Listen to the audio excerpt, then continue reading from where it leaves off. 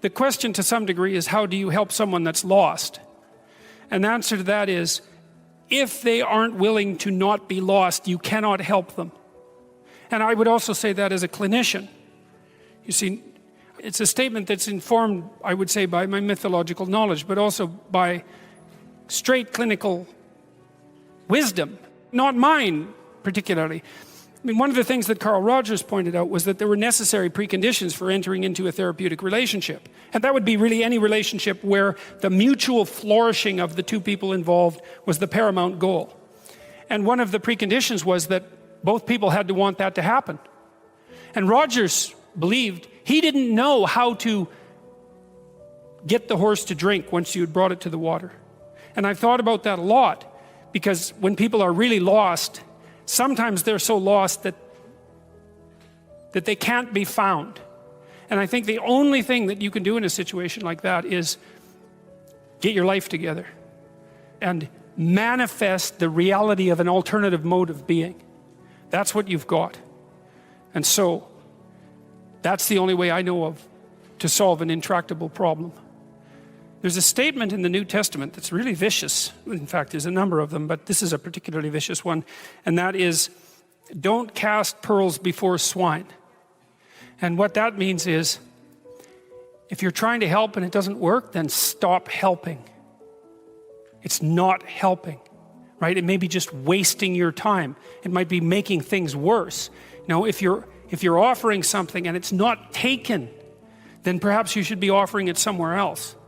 And sometimes, if you offer a hand and the person won't take it, you have to stop offering the hand.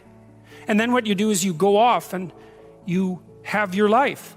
And sometimes that means in people's lives, for example, that they have to leave their family members behind. There's a scene in the New Testament, this is another very harsh scene, where Christ is walking down the road with his disciples. I hope I've got this story right, but I've got it essentially right. And his mother calls to him and says, I believe that he's supposed to come back to the home because his uncle has died and that there's going to be a funeral. And he turns to his mother and says something like, let the dead bury their dead. I'm about my Father's business. It's something like that. And you read that and you think, that should have been edited out. No, but it shouldn't have been edited out, because it's exactly right, because sometimes the thing you do is walk away because there's no other solution. And if you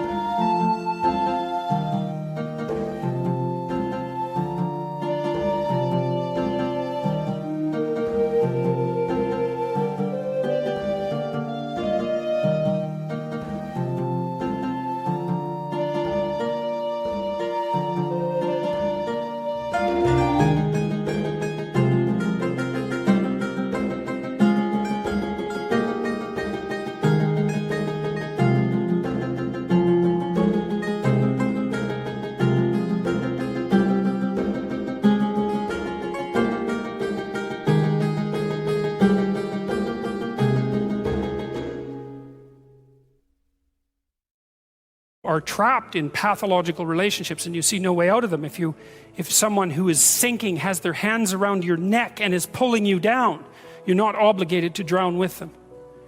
There's a rule too if you're a lifeguard. Some of you have had lifeguard training. How do you approach someone who's drowning and panicking in the water? Feet out, right, like this. It's like, I'll save you, but that doesn't mean you get to drown me while I'm doing it.